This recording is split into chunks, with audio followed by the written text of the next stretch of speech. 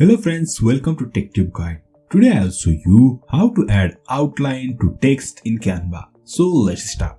First of all, I'm here in Canva workspace. Then I'll import one headline over here.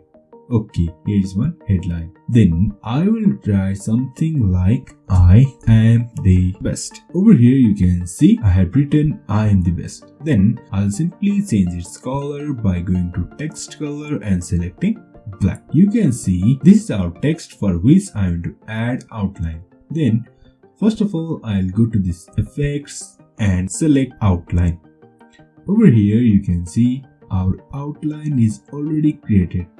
Now we can simply change this according to our choice by changing thickness and color. Now I'll change this color to my choice. I'll select around this yellow. Okay, this is my yellow outline. Also we can change thickness from here. Then if I drag this text to this rectangle, you can see here how beautiful this text looks. So in this way we can add outline to text in Canva. So if you find this helpful, please like, share and subscribe.